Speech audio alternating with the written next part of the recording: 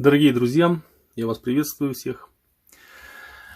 В одном из видео я показывал, скажем так, работу своего компрессора. На сегодняшний момент ему чуть больше года уже. И по истечению этого времени стали происходить некие сбои в работе. В предыдущем видео я описывал причины, что происходило. То есть одна из причин была: через неделю работы компрессора он перестал работать. Я его возил в сервис.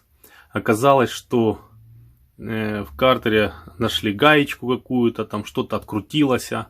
Как мне объяснили, показали гаечку эту. Вторая причина, спустя тоже какое-то время определенное, он качал максимум там до 200 атмосфер и больше не качал.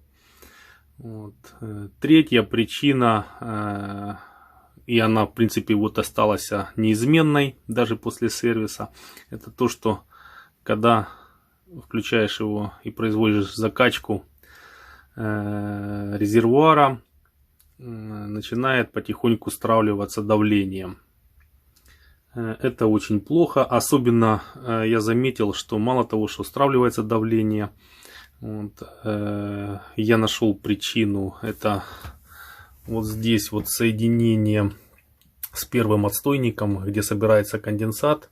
В этом соединении трубки, вот здесь вот, как бы я ни закручивал, все равно происходит, травит воздух. Но большей причиной, что меня забеспокоило, это то, что когда выключается компрессор, излишек давления, воздух начинает через картер выходить через сапун. То есть получается, через поршневую группу где-то происходит утечка воздуха. Соответственно, потеря давления. То есть причины могут быть разные. И одна из причин может быть проблема с именно шток, то есть поршень вот этого высокого давления. Скорее всего, что либо через него, в общем, что-то происходит, раз в камеру с маслом попадает воздух. Разбирать будем его. Нам для этого понадобится ключ на 14 для того, чтобы открутить вот эти гайки, которые соединяют трубки. Набор шестигранников, естественно, потому что вот голова высокого давления, поршневая группа, вся остальная, то есть все прикручено с помощью шестигранников. Постараемся, скажем так, полностью не разбирать. Я хочу разобрать, соединить сначала трубки соединяющие, которые соединяют поршневую группу. Отсоединить здесь трубки, снять поршневой блок и, соответственно, основного поршня открутить точно так же. Вот здесь вот два винта. И постараться извлечь вот эту всю полностью поршневую группу вместе с поршнем. Снять с шатуна его, точнее шатун снять с пальца от двигателя и это все вытащить.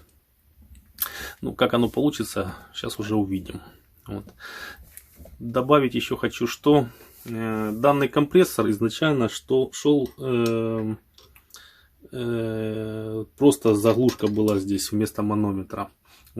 Вместо этой заглушки вкрутили манометр. Объясню почему. Потому что, скажем так, китайцы китайцами, а электроника китайская есть хорошая, конечно, а есть не очень. Так вот, во избежание каких-либо проблем, как говорится, лучше иметь дублирующий манометр, который будет показывать тоже давление. Если оно совпадает, естественно, это хорошо. Мало ли, вдруг что-то с электроникой произойдет, и не дай бог, что-то может произойти тоже. Поэтому лучше, как говорится, иметь еще резервный манометр. Так, ну что, господа, приступим. Так, сначала мы просто выкручиваем манометр. Он затянут вручную.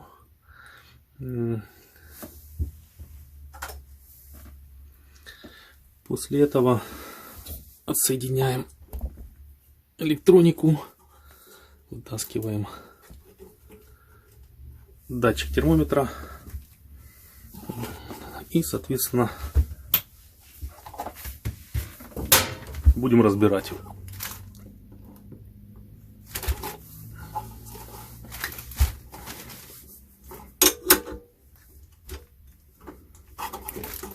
Раскручивать желательно, конечно, вместе, то есть не одну и вторую, потому что я так понимаю, что трубки могут подсоединены быть, это ж китайцы, принудительно под давлением, поэтому рассчитывать на то, что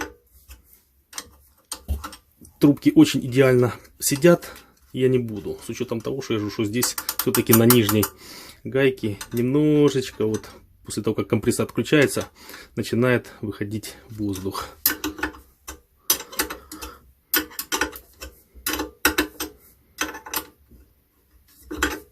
То есть по гайкам видно, что в сервисе что-то там разбирали, что-то делали. То есть что-то там, какое-то вмешательство происходило.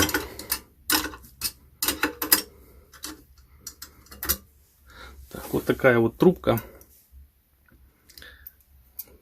Стальная. Так, дальше следующим этапом берем шестигранник. Скорее всего, что номер 5. Да. Номер 5. И поочередно будем откручивать блок поршневой группы.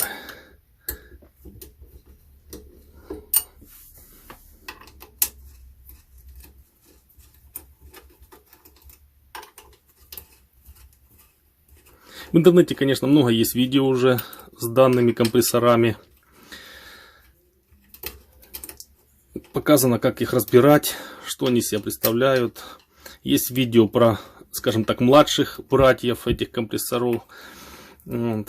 Поэтому принцип, скажем так, почти одинаковый. Единственное, что вот в данном компрессоре большой плюс вот этой вот всей части, то есть гораздо больше радиаторная часть, то есть лучше происходит охлаждение. Потом плюс еще вот этого компрессора в том, что давление сначала поступает вот в эту камеру. Вот. Я не знаю правильно термин, как она называется, но здесь собирается конденсат. И когда компрессор отключается, я лично рекомендую всем сначала делать сброс с этого клапана. Потому что когда он откручиваешь его, я в предыдущем своем видео про компрессор акцентировал на это внимание, отсюда вылетает очень много конденсата, то есть очень много воды. Вот. Многие откручивают сначала этот или вообще только этот передний так называемый клапан. Вот уже после отстойника уже, где идет подача воздуха на ваш фильтр, либо то, что вы заправляете. Вот. Поэтому, ну, мне так кажется, что лучше сначала отсюда спустить всю воду, а потом уже, пока отсюда выходит, плюнуло, как говорится, потом уже откручивать и этот уже клапан. Ну, это мои рекомендации. На самом деле, как лучше и правильно, китайцы об этом умалчивают. И подробной инструкции, как говорится, нету. Так, что у нас получается? Снимаем верхнюю часть. У нас есть вот такая мембрана, пластинка клапана. Вот. Тут мы видим такое типа как эмульсия. Вот. Ну, в принципе, неудивительно, потому что отложим ее пока в сторону. Потому что вот здесь вот, видите, тоже вот образуется такая вот эмульсия вот в этой камере. Это уже камера поршня высокого давления.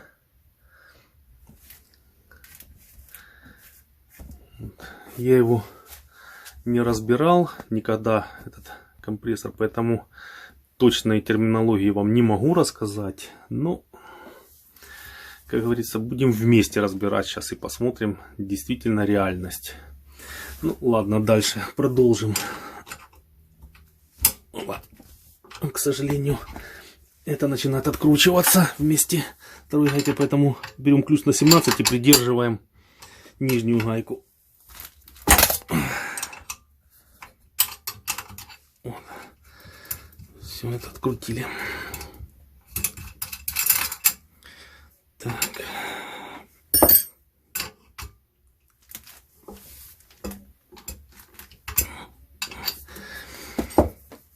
Переворачиваем его.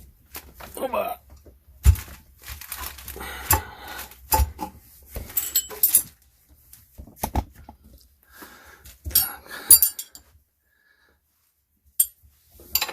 Придержим на всякий случай.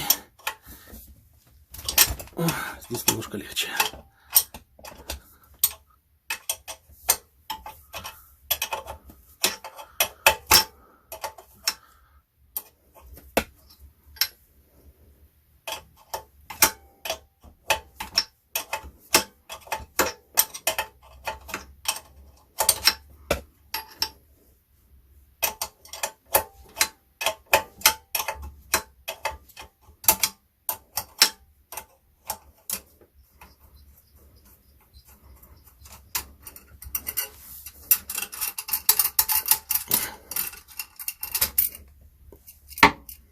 Аналогичная трубка, только другой конфигурации.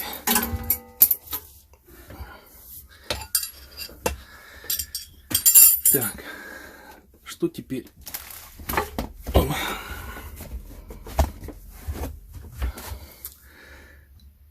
Снимаем радиаторный блок. То есть вот так он выглядит с другой стороны. Прокладка. Вот. Здесь вот вытекает конденсат вот на руках вот отсюда.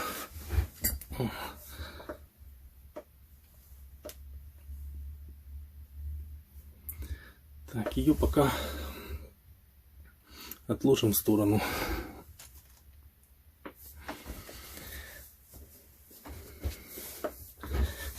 Теперь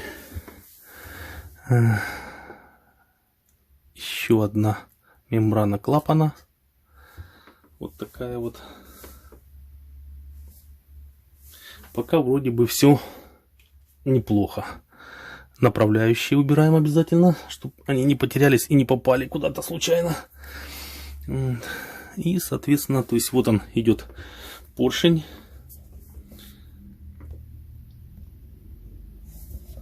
То есть вот там вы видите основной поршень. Ага, вот.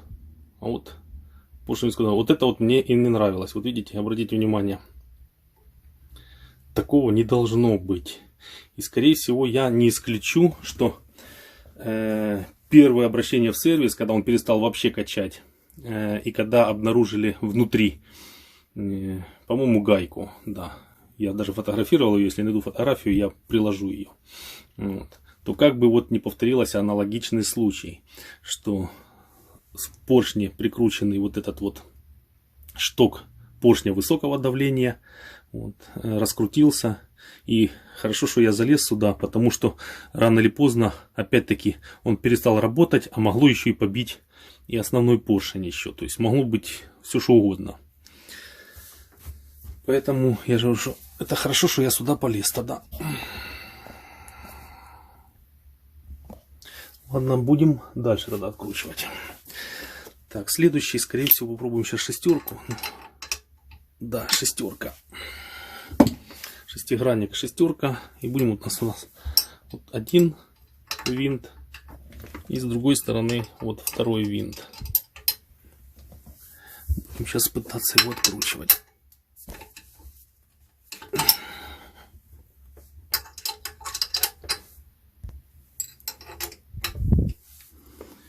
Так.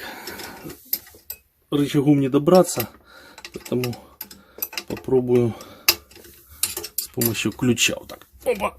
О, отлично. Пошло.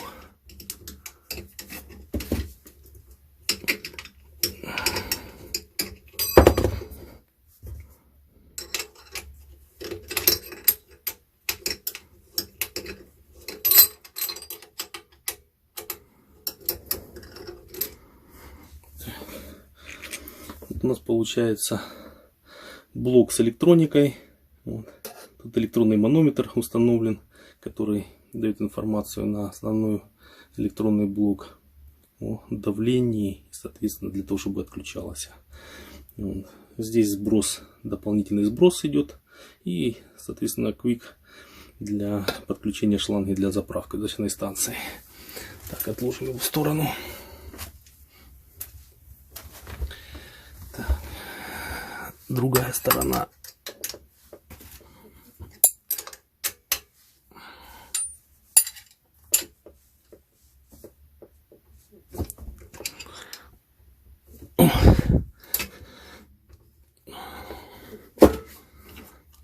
Пошло. Отлично.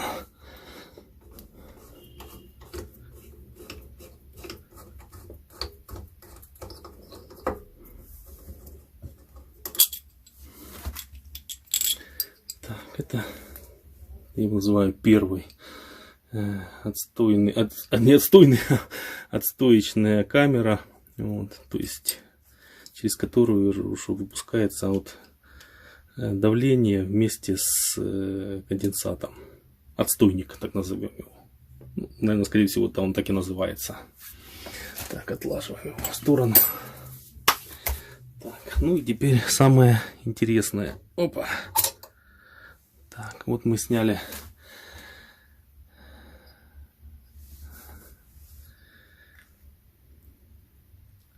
цилиндр. Вот. Вроде бы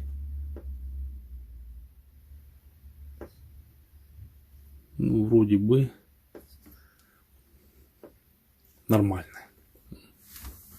Да. Так, ну и опять-таки вот у нас поршень.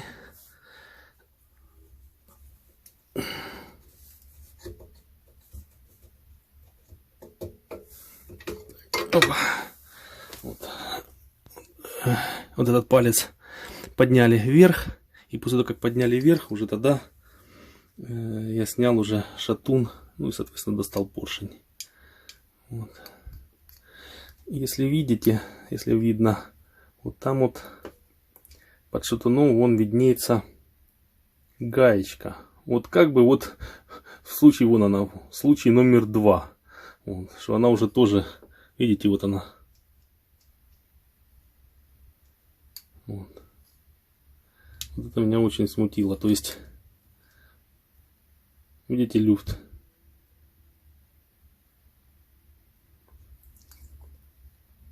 Вот это сейчас мы будем, как говорится, исправлять. Так, руки в масле. Вот. Нажму немножко паузу, сейчас разберу и дальше начну снимать.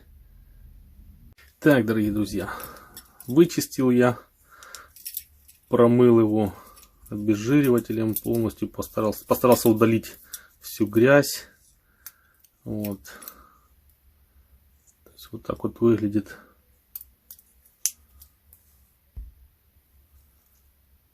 поршень, шатун, поршень и шток поршня высокого давления.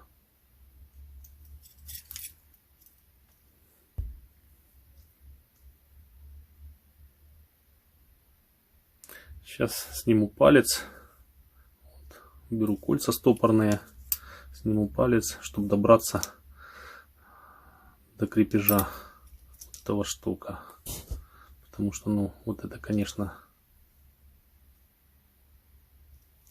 хорошо. Смотрите, ход.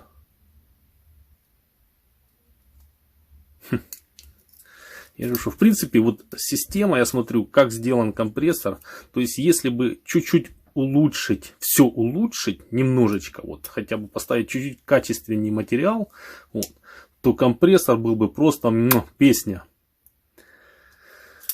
И служил бы он долго. Но, наверное, наши братья-китайцы к этому не стремятся.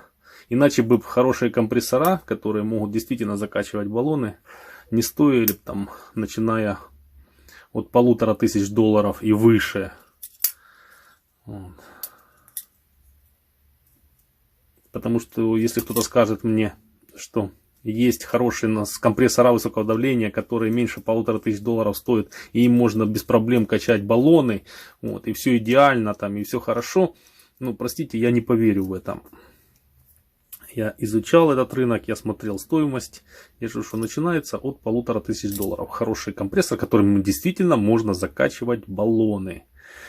Вот. Не один раз в месяц закачать баллон, а хотя бы там раз в день так точно можно закачивать баллон. Вот, а то даже в принципе и чаще. Но я же что это совсем другая ценовая категория компрессора. Так, друзья, открутил я, снял палец. Вот, снял шатун вот, и открутил до конца уже вот этот шток поршня высокого давления. То есть вот здесь вот такой вот, да, винтик, шестигранник, вот, на котором держится этот шток поршня высокого давления.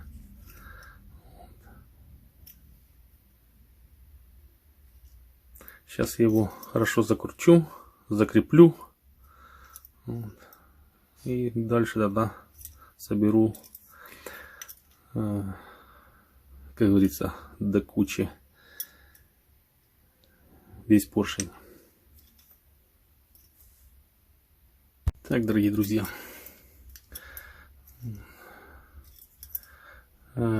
Раскрутил я и опять закрутил. Сначала так, вручную прогнал этот винт. Очень тяжело закручивался. Не могу понять, то ли может быть фиксатор там стоял. Ну,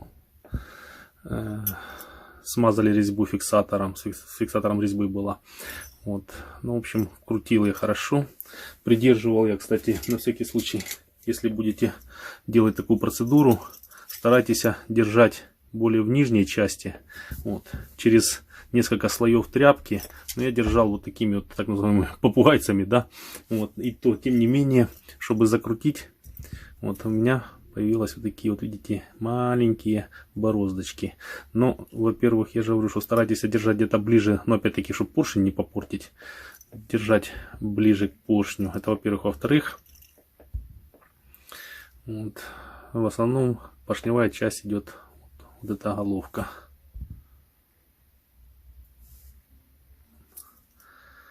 Поэтому, да, еще один момент, подложил шайбочку с нержавейки. Вот, не помню, не буду врать, не помню, на каком-то видео я видел поршень, где точно так же аналогично открутился винт, и от перекоса вот эта часть вырвала. Вот, то есть вот тут трещина вот так вылом пошел вот здесь. Поэтому лично я, ну, посчитал, что будет не лишним, скажем так, лишняя площадь прижимная. Поэтому я положил шайбочку сюда. Вот. Ну а дальше, как говорится, практика покажет, прав я был или не прав. Ну, по крайней мере, я же что, закрутил, зажал, вроде держит.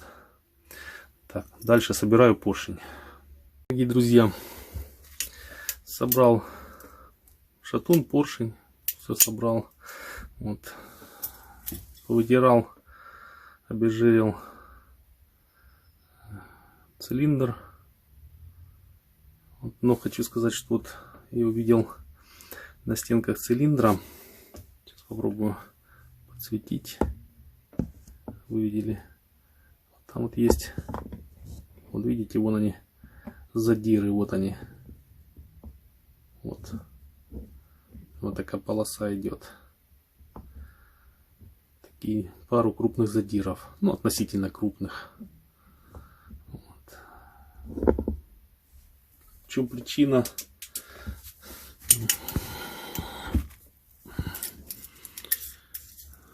Ну, кольца на поршнях. Вот такие кольца. Поэтому неудивительно. Я же говорю, то, что я говорил, что если бы чуть-чуть бы немножко улучшили качество деталей сборки, я говорю, компрессор бы получился просто идеальный. Ну, я говорю, что ладно, попробуем так собрать. Тут я ничего не сделаю, полировать мне нет возможности чем-то, поэтому соберу как есть.